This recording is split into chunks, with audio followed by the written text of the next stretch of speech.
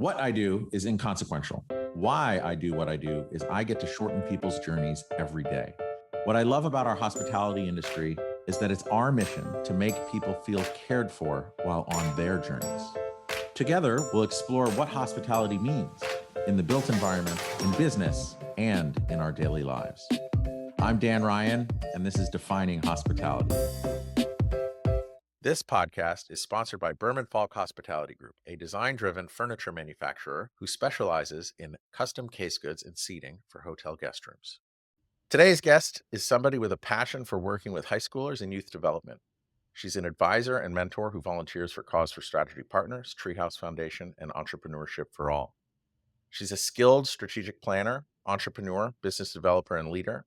She's been on a 15-year journey to reimagine the future of travel. She's the founder and CEO of Global Glimpse. Ladies and gentlemen, Eliza Pursuit. Welcome, Eliza. Crushed it. That was a fantastic intro. Got the name right. Yes, well, the intro is all your life's work summed up in 5 bullet points. So I thank you for leading such an incredible life that we can all learn from. So that's all you. I'm just the delivery agent. Um, I just want to let everyone know a while ago, I interviewed the CEO of the Opportunity Network named Eileen Kuhn, and she's just like a really remarkable human. We've stayed in touch over the years, and I guess you've known her for a very long time. And she's like, oh, you know what? As you're reimagining travel and doing all the things that you're doing with Global Glimpse, you should talk to Dan and maybe spread the word through Defining Hospitality. So a big shout out to Island, and I just want to say thank you for being here. And before we get into the 15-year journey, um, I said that you're reimagining travel, but really, before we get into that, what does hospitality mean to you? Thanks, Dan. And big shout out to Island and my community of the Edwin Gould Foundation that initially connected us in New York. To me, hospitality is how we meet, greet, treat people that we don't really know yet. And as I thought about this, it's about community, it's about connection, it's about how you welcome people into your space and into your world in a way that is warm, in a way that comes from the heart. And when you think about as it relates to like hospitality just in general, because what I find is that just from everything, not just people who are designing, building, owning, operating hotels, resorts, restaurants, there's really been a tremendous uptick in entrepreneurs who listen to this, because I do think as we all really lean into culture and lean into, um, like you said, just meeting, greeting, treating people that we know or don't know, it kind of it fills in the blanks of interpersonal, I don't know, interpersonal meeting, and gives everything a more of a sense of meaning. So how have you taken that and applied it to Global Glimpse? Like how in what way do you see the people running through your organization be affected by hospitality? Oh, there's so many layers to this. Um, I think there's a deep, deep desire for connection right now, for connection in our home communities, for connection when we travel, for connection through experiences when we're out of our comfort zone. And so in the Global Glimpse program, there's so many layers of how we do this, but what jumps to mind first and what came to mind as I thought about defining hospitality is our young people, a core part of their experience abroad is an immersive day in a community where they're traveling. And that means like entering the homes of people who don't have a lot of material resources and don't have a lot of financial resources. And the way that those people open their homes, their lives, their families to our young people, and the love that they show them and the care and the desire to connect, um, is the essence of hospitality to me. You don't have to have money. You don't have to be fancy to show tremendous love and hospitality, desire to connect, with another human. When you started Global Glimpse 15 years ago, right? 15. Yeah. Well, a little more. I mean, early years, 2008, 2009, were our first year sending students. What types of students did you send on these immersive experiences when you first started, and how many? And where has it grown to over the past 15 years? Yes. So our essence and our core commitment from the beginning has been around equity and access. We believe that travel is one of the most powerful forms of education, and that those formative experiences should be and must be accessible to young people from all backgrounds. So from the beginning, we started making travel experiences possible for young people from low income, from traditionally underrepresented backgrounds in travel and hospitality. And we started with 90 students on 3 delegations traveling to Nicaragua from the San Francisco Bay Area back in 2008. It has grown and evolved and lived and breathed and learned from so many incredible leaders over the past 15 years. And this past summer, we had almost 900 students and about 100 educators travel on our programs. To date, we've served 9,000 students and will likely serve our 10,000th student in the summer of 2025. Wow, that's really incredible. So congrats on that. I mean, and when I think about the growth to over 900 students in a year, and then you plot that out over 15 years, I just wonder, like, how do you measure the impact that you have, not just on the students that are coming from the US into this program to all these other countries in the world and living with these families. In addition, the families that they're staying with, like, is there a way to measure the overall impact? Or how do you look at that? Because to me, someone who maybe had never traveled ever, and then they go and they stay with a family in Nicaragua or Dominican Republic or Panama or anywhere that you have infrastructure, they must come back completely changed, and it's a two-way street there. So how do you measure impact? So I think the most important thing here is impact looks different for every young person. Just like life looks different for every young person, education looks different for every young person. I think there's a tendency around impact to want to fit things in a box. For a long time, it was college acceptance and it was college persistence. Now it's career pathways and career readiness. And all of those things are important. It's also important how you come back and treat your grandmother. It's also important how you show up in your community. And so when we think about impact, we think about impact really holistically at Global Glimpse. And we track our student responses immediately following the program. So we do a really comprehensive survey to students, educators, parents, and then we'd actually do participatory evaluations internationally because many of the communities we work with don't have access to technology, aren't going to fill out a survey. So in those spaces, conversations are the most powerful tool to understand impact. And we really look for our young people at empathy, agency, and global perspective. So those are kind of the core tenets of how we measure our impact. And in each of those, we look at the short and long term impact of their experience with Global Glimpse. Some stats to pull out: over 90% of Global Glimpse students say that their experience was the most powerful educational experience they had in high school.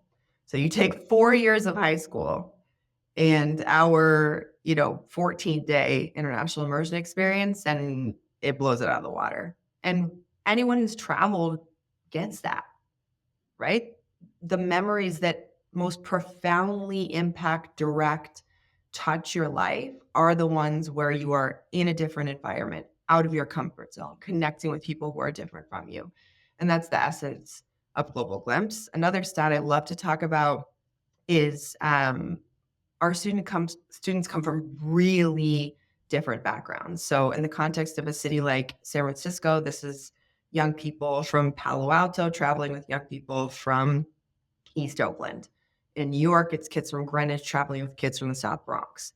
And so you have this multi-tier profound experience of connection. You are traveling for the first time away from your family at 16, 17, and you're with a group of peers that you never would have otherwise had the opportunity to share an experience with.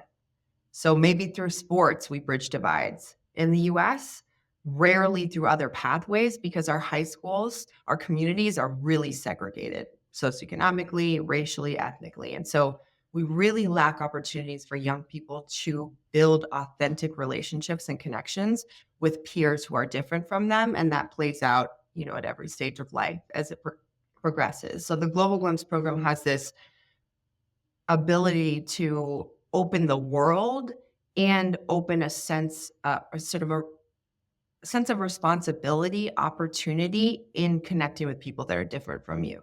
And I think that ties so much to hospitality. And that's why I spoke about not, people you don't really know, because we have a tendency to other, right? And hospitality is about breaking that down, right? It's about there's power in connection, there's resources in connection, there's opportunity in connection. The second we other, we eliminate that. I just want to go back to the three things that you measure. You said empathy, agency, and what was the third one? Global perspective. Ah, okay. So I think it's remarkable that not only are you taking these students and dropping them in a different country, living with another family and being completely immersed in this other culture, but taking kids from the same area, but from maybe different sides of the track. Because as much as traveling internationally and like me speaking personally for my family, we've done that. It's just one of our core values as a family. And I think it's the best gift. Well, me and my wife think it's the best gift that we could give our kids, but we have the means to do that.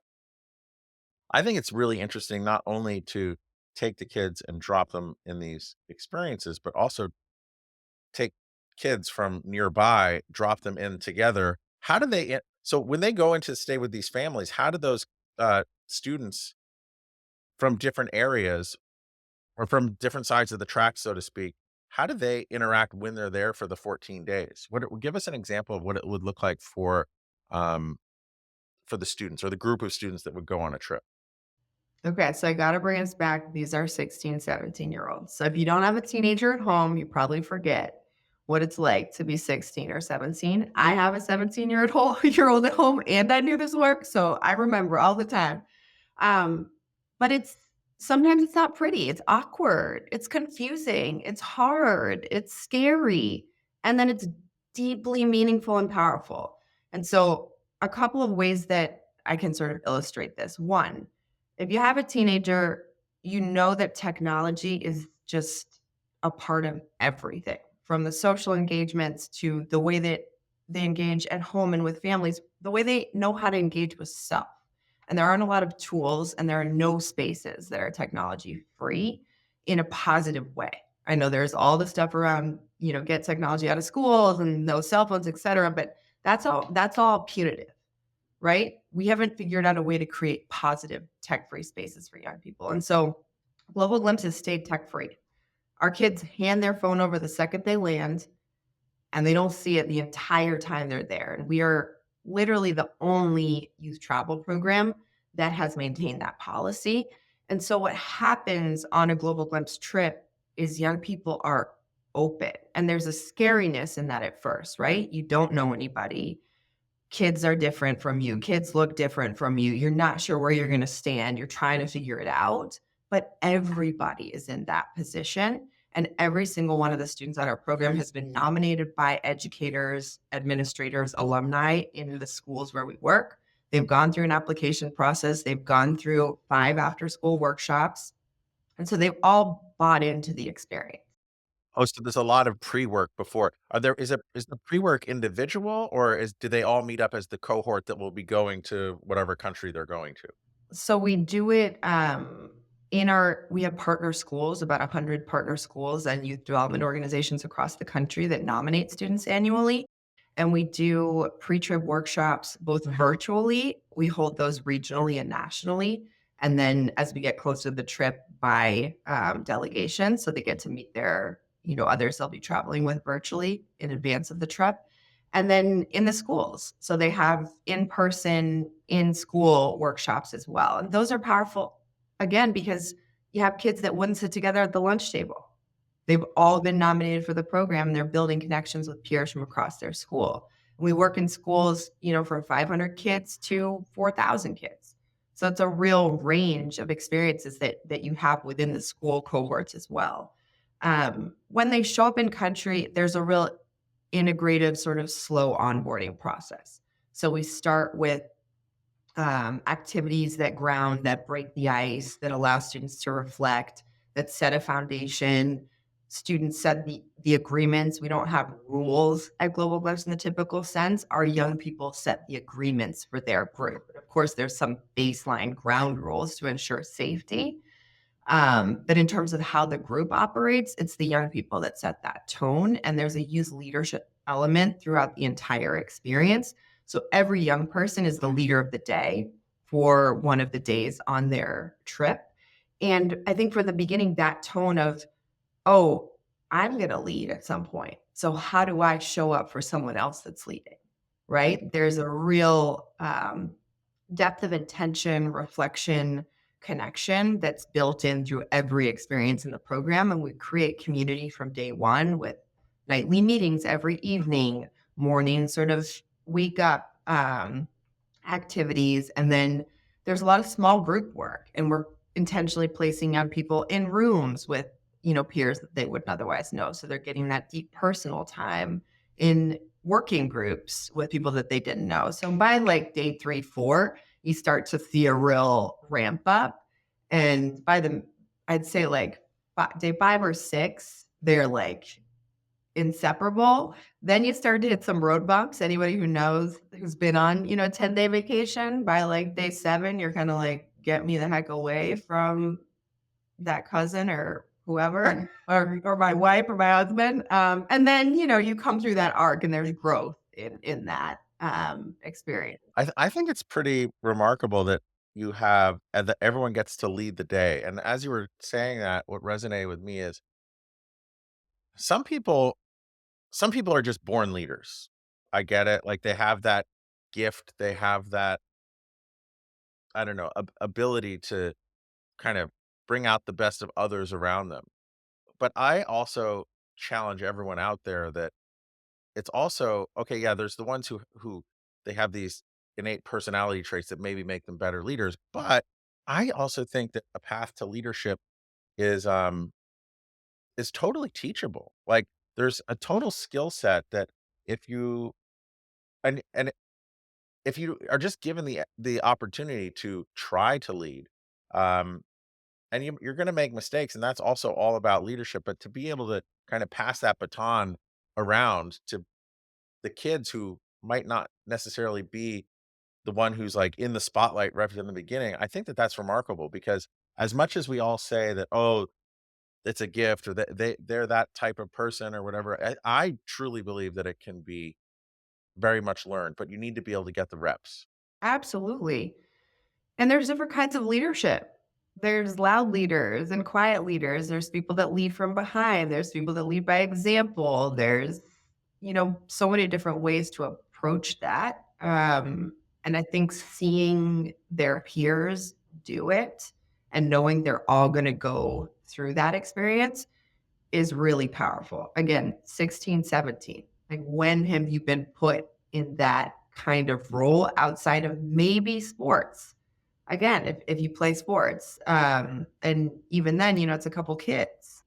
If we were to go back to 15 years ago, um, as we get a lot of people who are listening to this show that are are new entrepreneurs. They started a business a while ago, or they're considering, kind of jumping out on their own.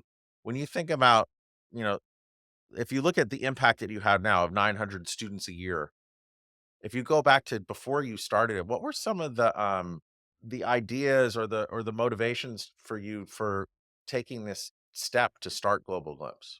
I've always been a creator, a builder. I like to rock the boat. Um, I think the essence of Global Glimpse is my upbringing. My mom and dad come from very different backgrounds. um, economically, religiously, geographically. Dad was Serbian Orthodox, grew up in rural Ohio. Parents didn't graduate sixth grade. He was an altar boy. Mom was Russian Jewish, grew up outside Boston, Harvard educated, lawyer father. So, and they met at the butcher. I think I told you that too. So about as different as two humans could be, and I'll caveat that to white humans, because that context is important in the work that I do. That was my parents. And so I grew up understanding in my like in the depths of my being that in great difference and dissonance, tremendous love, and I think the most powerful growth can exist.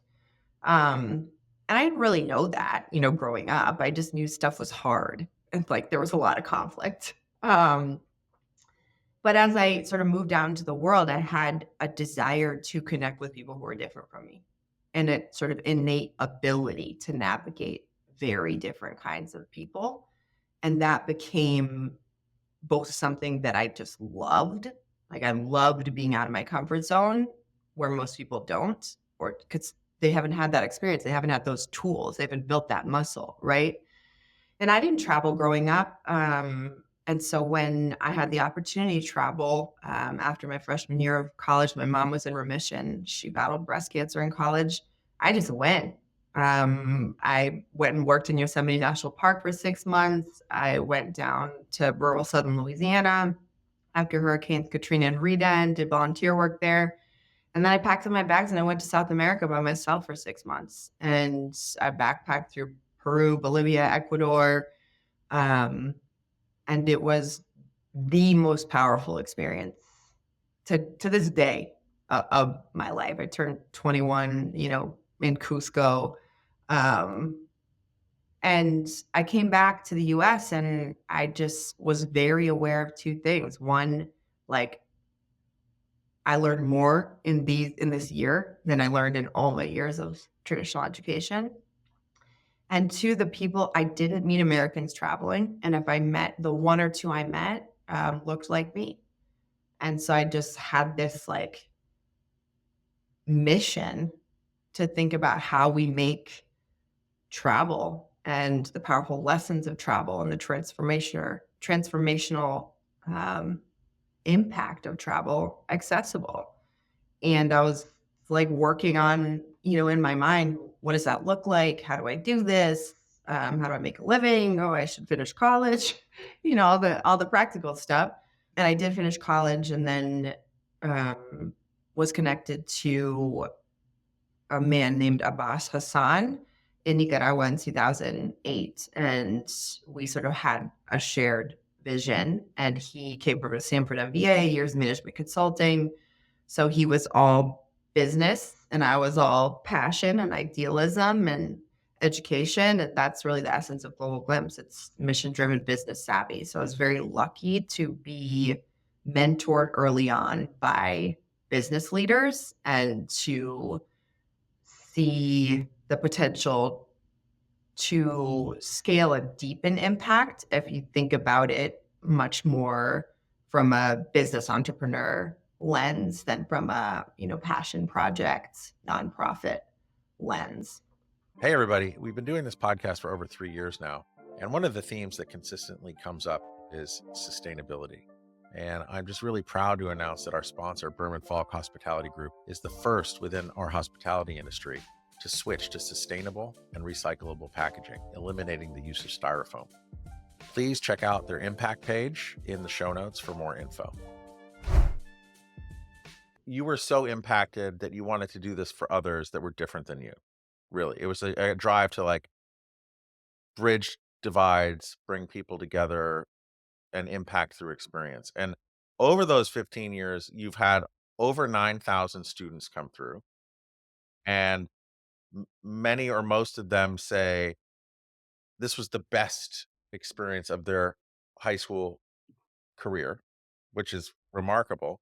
You've also doled out about $17 million in scholarships, which is pretty crazy. I mean, that's more than $1 million a year.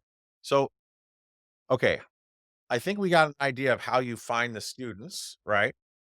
How do you raise money to pay for this? And like, what's that? How do you approach people to provide funding for these really impactful scholarships that really change the arc of students' lives?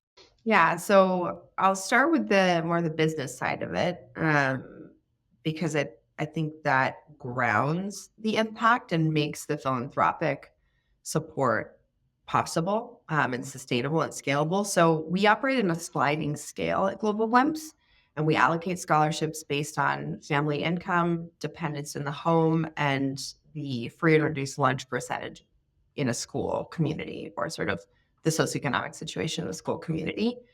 Every single student on a Global Lives program has fundraised a minimum of $500. So there's no handouts in our structure. Every student works for their experience, their family's involved, their church is involved, their teachers are involved. And that community buy-in is really core to the overall success of that student's experience. We value what we work Because for. they have skin in the game. So that slides up. Family incomes under 70,000 are full scholarship with us. So the student pays 500, and then it slides up, and family incomes over 250,000 are full pay at $4,000. And so we meet families where they are, and we make the program accessible for middle income families, low income families, upper income families, even in tough economic times.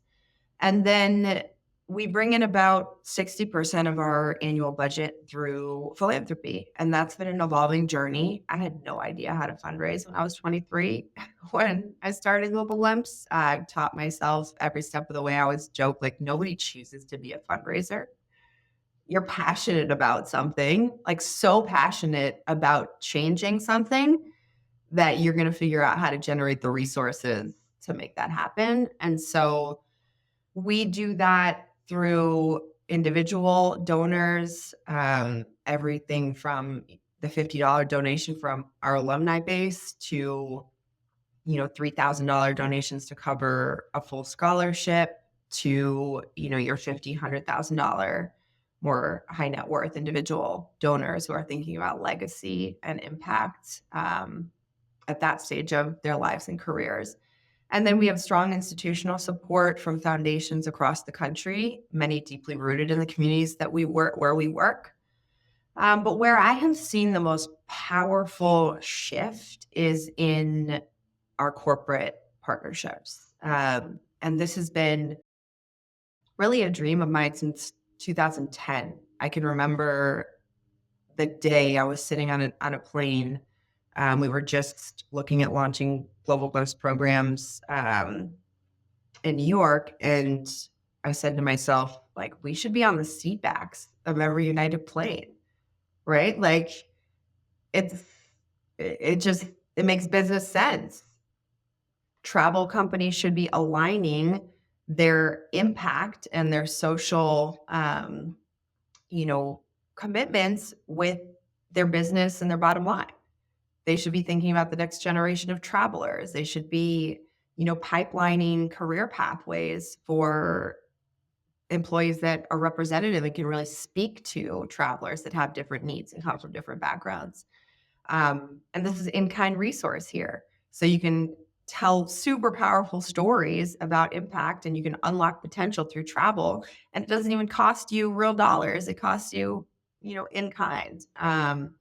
And so that, I think I had that idea back in 2010. It took me until 2017, but in 2018, we closed a multi-million dollar global partnership with United Airlines when we launched our work in Chicago, and they came alongside Boeing. And that partnership has transformed our work. We went from operating on a shoestring to really being able to professionalize the organization. United covers all student and educator travel in kind. And we collaborate to think about stories that really inspire, to think about doing that internally and externally with customers, community, how to engage employees in really meaningful ways. So it's not just a one-off, like we wrote a check and, one of our executives got to go to a gala. Like, how do you actually create impact that transforms companies that people feel proud to be a part of, that attracts millennials and younger workers? And that transformation has been pivotal. So we now work in partnership with Expedia Group as a lead funder. Away has been a transformative funder of our work, the Sexy Suitcase brand. And then Marriott International came on this year. Snap Incorporated has been a strong partner over the years. And that's what's been most inspiring to me, is connecting with leaders across the travel industry who are so deeply values um, aligned, but really didn't have a pathway for impact through their industry, in the way that, law has pro bono work or finance has board service really integrated. So it's been a joy for me to learn and build that, like, from the ground up with leaders across the travel and hospitality industry. I I've done the calculation, it's probably more, but I spent a year of my life in United Airplanes, pressurized. That doesn't count, like, waiting at the gate or waiting. I hope you've got some status. Yeah, I do, but I was on Ryanair this summer, and they really put billboards on the seat in front of you. So, 'cause and there's no TV, so all you can do is, like, look at whatever they're serving you. It's pretty crazy. But it does make sense for those corporate sponsors, because especially in the travel space, because if you think about it, I firmly believe that travel is what brings people together and what really kind of threads our human existence together. And if you can be a part of any high schooler and their most memorable and positive memory from their high school experience and be in there, I mean, you've probably converted a traveler for life, right? Because they're always going to think about that experience. I mean, that, Exactly. and then so from the time that you thought about that aha moment of being on the back of every United seat, Which, by the way, we got there in 2018. We were on the seat bags. really, I don't remember. Now I have to go back and think. But I'm sure I'm sure I've dreamt about you in the past. Um, but what was the, like, how many times did you get no said to you along that way? Because I think that's also a really important story. How many times do I still get no said to me, Dan? Yeah, the resilience is real. So many times. I should probably have tracked that. Like, probably at least 20 no's for every yes, and maybe more. So then let's contextualize that in as far as raising funds for something you're passionate about. Maybe you're not passionate about the raising the funds, but you're passionate about Global Glimpse. So you have this idea, 20 no's. Walk us through, like, the moment that United said yes. Oh my god. Okay, well, this is multifaceted. There wasn't a moment, there were multiple moments. 'Cause there's never one moment. There's always, like, all these walls you have to climb over. Okay, good. Basically, I realized pretty early on fundraising is about people. People move money because they care, and people make other people care, right?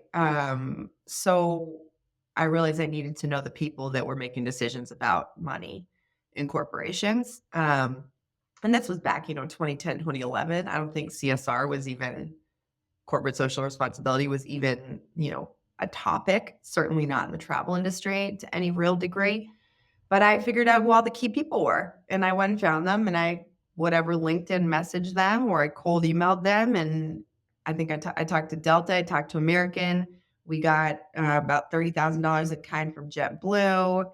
Avianca gave us a bunch of stuff in the early years, but then I just, like, had my eyes set on United. I was like, this is where it's got to be, and that's why we launched in Chicago. And so in 2015, I was able to get, I think, $20,000 in kind in certificates that we couldn't even use with groups. So I was, like, running around with random certificates I could not even use, um, from United, and this woman, Maureen McClellan, who's still at United, she works in government affairs now. She met me for coffee at this little coffee shop in San Francisco, and I, pitched my huge dream, and she was like, "We don't have any way to do this, but I love it." And Maureen was kind of my cheerleader, and she, connected me to some people as we started to look at launching in Chicago. And then somehow I got an intro to the head of the Boeing Foundation. And they made $100,000 investment in our launch in Chicago.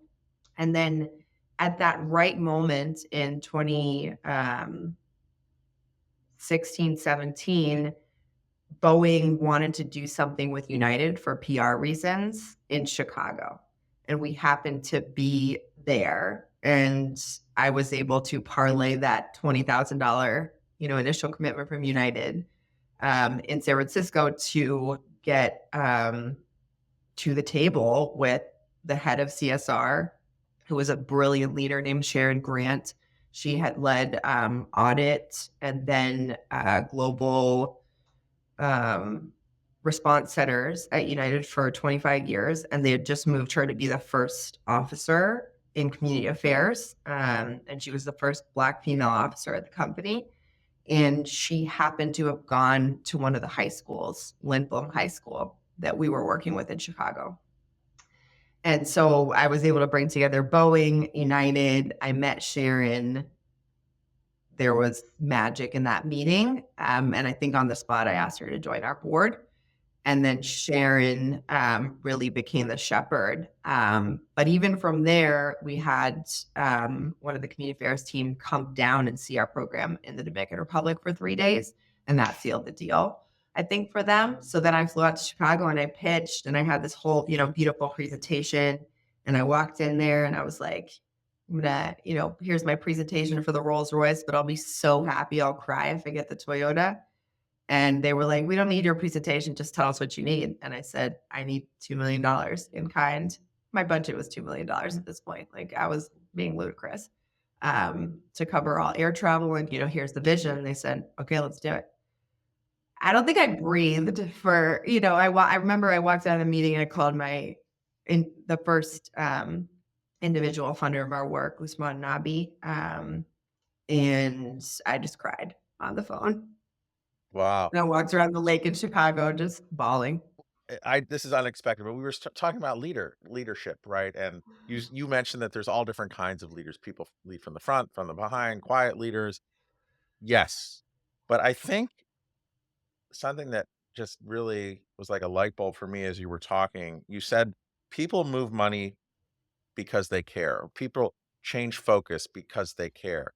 And I think one of the biggest, I don't know, hurdles in that path to leadership that I found is when you can get someone to believe in what you're believing in, and then they go and fight that fight for you, right? And to me, to hear that story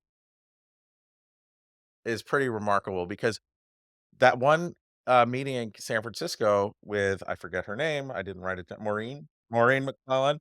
Um, you enlisted her into your ranks, right? And you sold her on the vision, you sold her on the impact, and then it cascaded from there.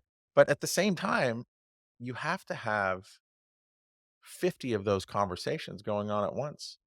Um, I'm also intrigued by like granularly, the LinkedIn cold reach out or the cold emails. How did your message evolve from like the first one you sent to where you really hit your stride? Oh, I'm still hitting my stride, Dan. Thank you. Very flattered.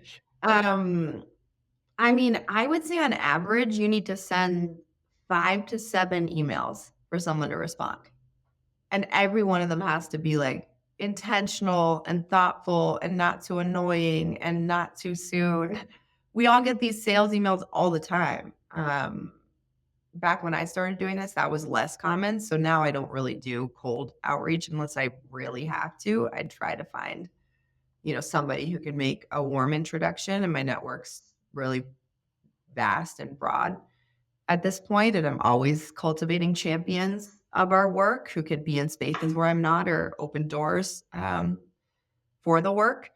But yeah, I mean, I think In the early days, I had no idea what I was doing, and probably people, like, felt a combination of, fascinated and, like, maybe a little bit, like, I don't know, sympathy for me or something. But I've just always been ballsy. Like, I'm a go-getter. My team says I'm fearless. That's not true at all. I'm fearful all the time, but I conquer my fears. And I've just been affirmed over and over and over. People are people.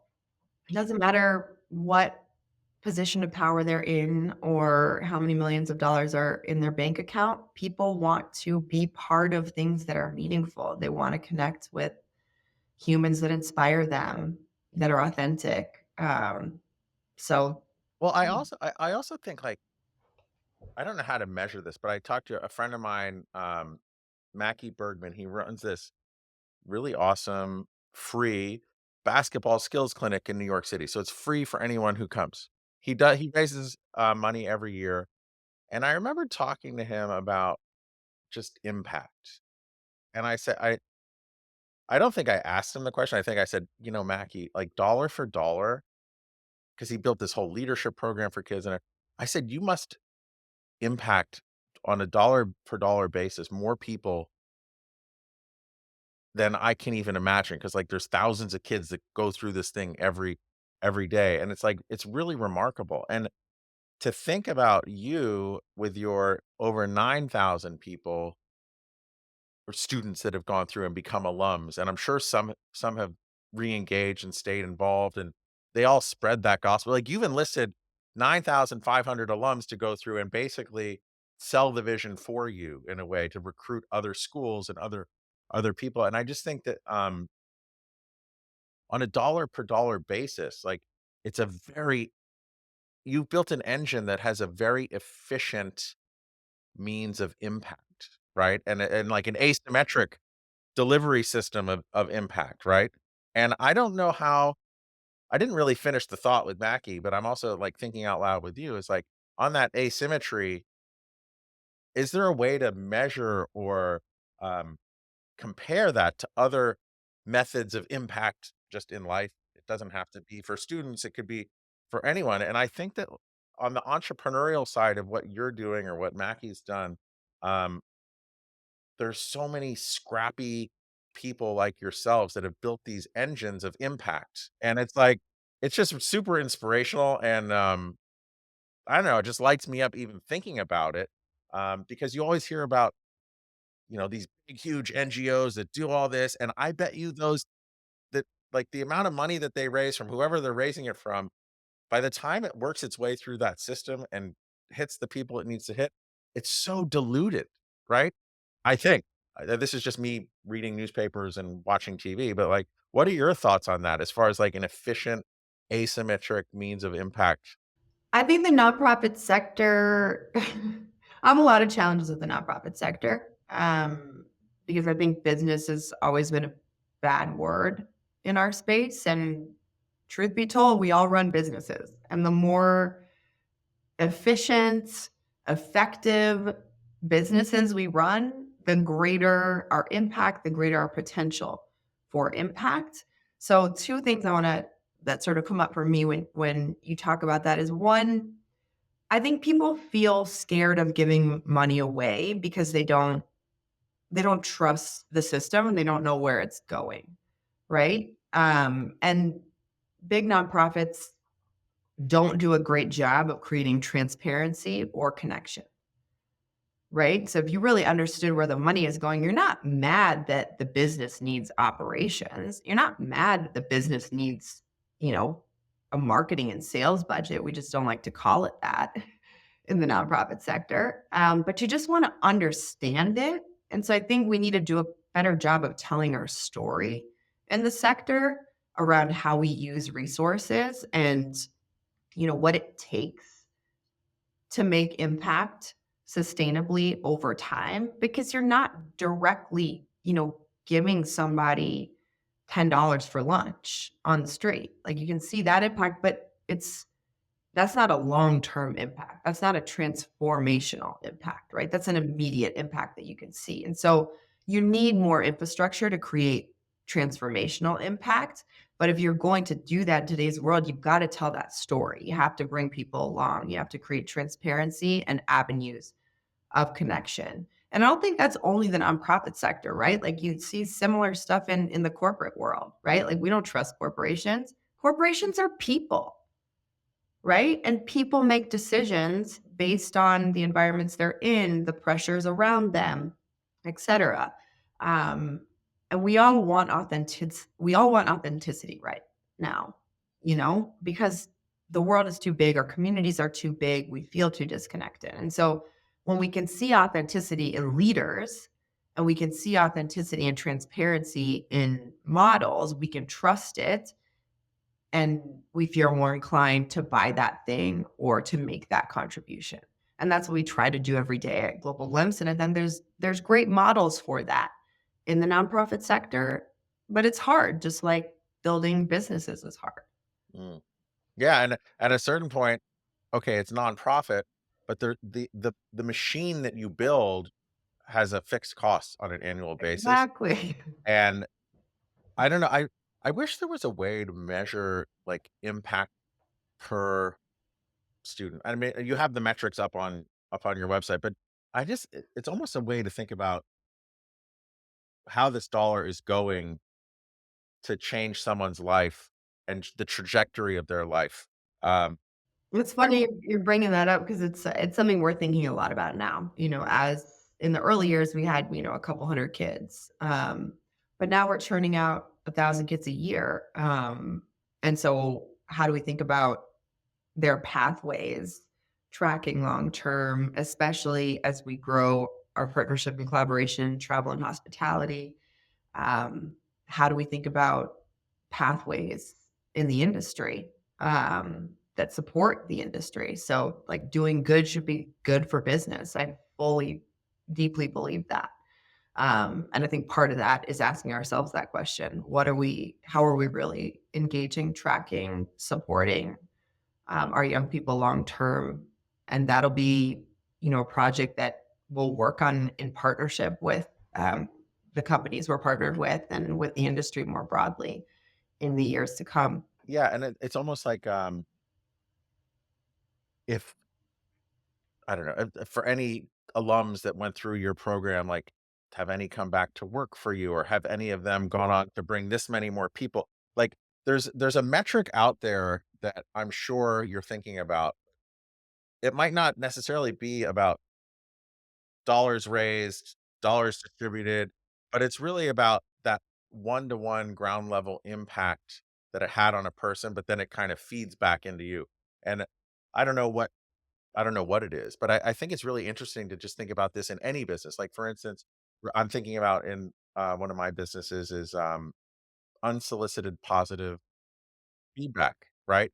Because if you receive unsolicited positive feedback, it means you're doing all of these other things right, and that's not necessarily related to a P&L or a balance sheet, but it just means the culture, the processes, the systems, the flywheel is just working. And the more that and it's very hard to get unsolicited positive feedback. Um, so anyway, that's just my thinking on that. I don't know. I'd love to check in with you when you have it figured out, but It's happening naturally now. I mean, we have one alum on our team of 20 right now. And then I think this past summer, we had at least 5 alumni leading trips that are now teachers or educators wow. in schools across the country. I probably get a random LinkedIn message, like once a quarter from an alum that wants to volunteer, wants to be involved, wants to support, or just wants to write me a message about how profound the experience was for them. And so we have lots of ways for alumni to get involved, support, that are more structured and then pop up stuff all the time. Quick question on as far as the schools that you um, bring into the program, what's an ideal school, or how do you recruit those schools to create um, or to provide the candidates to go through the program? How do you screen for that or recruit for that? Yeah, so that's a hard question because we serve everything from, small charters to very large districts, um, in communities across the country. But our hub regions are the San Francisco Bay Area, Los Angeles, Chicago, New York, and Massachusetts. And what we really look to do is build a diverse portfolio of schools because that's the magic of the financial model. It allows us to operate on a sliding scale, and ensure that sustainable revenue coming in. And just to be clear, that means so you get the underserved schools where they have to put in the $500, but then you get, from a wealthy suburb of Boston or a New York City private school where they're paying the full freight. So it's really a collaborative thing. But that also is because you're bridging the two separate cohorts of socioeconomic students as well. So okay, that's pretty interesting. And Okay. those students travel, so they don't travel in a cohort from their school. Each of our cohorts is on average 20 students, 2 US educators, and anywhere between 10 and 15 different schools represented. So you're never going to have more than, 4 or 5 students from any one school on a trip, which is a harder sell in your affluent communities initially, but ends up being one of the most powerful, points of impact. Yeah, because you're taking off this training wheels. It's like, okay, you're don't go with your friend because that's comfortable. Get uncomfortable and break it down.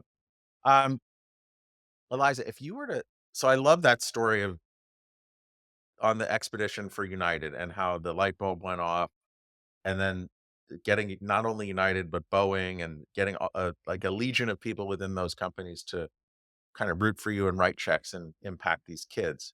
Um, if you were to look out there now, like what would be a dream partner for you? Like I think that once you hit a plateau or a mountaintop, a summit, it's never over. It's like, what's the next summit? So who would like what would be someone in that space? I know you mentioned some OTAs like Expedia, et cetera, but in that travel space, what's like a dream um partner for you and Global Glimpse going forward? I have a trifecta there. Thanks for asking. I really deeply admire the partnership between the Obama Foundation and Brian Chesky at Airbnb, the Voyager Scholarship, which is focused on access to educational travel, transformative travel for college students from underrepresented backgrounds. And I think it has to start earlier. I think if you didn't travel, you know, in high school or at a younger age, the chances that you are applying to and being a part of a very out of your comfort zone experience in college, which the Voyager Scholarship is low. And I also think there's a lot that needs to happen to prepare a young people for an independent experience like that. And so my dream would be a partnership building on that work with Brian Chesky, Airbnb, the Obama Foundation, to support students at the high school age in having transformative travel experiences, and to really bring in the most powerful transformative leaders in travel to back this vision of travel. And I've, been Brian and I launched organizations at the same time. I was in San Francisco. I've watched Airbnb every step of the way. Um, and it would just be, I think, really powerful to work together on this. Then the other side of the coin here is the State Department. Like, I think we need to create pathways for leadership in the State Department that are grounded in exposure and travel. And I really believe in the power of the private public sector um, partnership. And so I would love to be working with a long term vision with the State Department around pathways and education and broadening awareness. And I think you need to enlist Carrie Russell as your spokesperson from from the Diplomat. Okay, good. I'm liking this iteration. Perfect. There's your entry into the Department of State. Perfect. And then you said there were 3. What's the 3rd one? Oh, that was I said the Obama Foundation because Oh, okay. I thought that you were lumping Obama and Chesky together. Okay. Wow. All right. And I think, my family and I, we did this thing in Guatemala where we built a house this summer for a family and handed the keys over. It was like really impactful. And to me, I remember when I was in college, I was like, oh, that's what I thought the Peace Corps was all about. But then I found out when I was in college, the Peace Corps actually it's like evolved from those like more simple, like getting your hands dirty and, building water projects or housing or whatever to being more like economic development, and which is cool. It's evolved. But I think that there's so much more room for service internationally and even domestically to like build stuff. And I don't know. I just think that there's something in there that hopefully President Obama will be able to help guide you when you connect with him in Chicago. There you go. Yeah, and I think it's yeah. I'm just having just met you through Island. I'm a really big fan of this asymmetric dollar per student impact, and I'm glad that you could share your vision and journey with um, all of us here, and hopefully something will come out of this. So I just want to say thank you, thank you very much for putting yourself out here and sharing.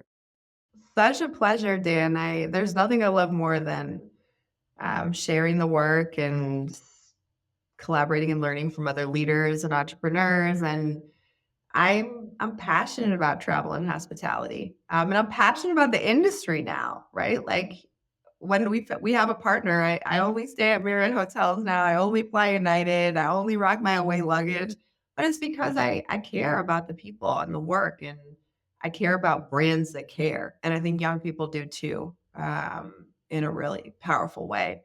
So I'm excited to see what comes of it. I'm always up for an adventure, and I would love to be continuing to build and evolve on the journey with you and so many others. Thank you. And if people wanted to learn more about you or Global Glimpse, what's the best way for them to do that? Send me an email, Eliza at globalglimpse.org. Follow me on LinkedIn. I'm always dropping the knowledge, the inspiration. Check out the website, globalglimpse.org.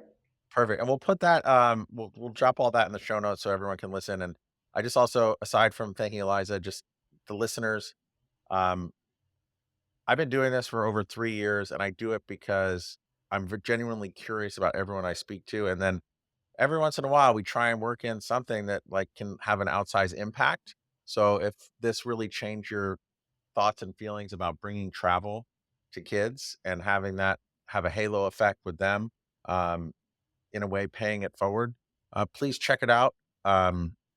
Give it a whirl, write a check, get your kids to apply, who knows? And, yeah, all referrals are welcome. So thank you everyone for listening. Please give us a like, a comment, a subscribe, all that good stuff. It all helps, and it all helps get the word out there. So thank you, thank you, thank you.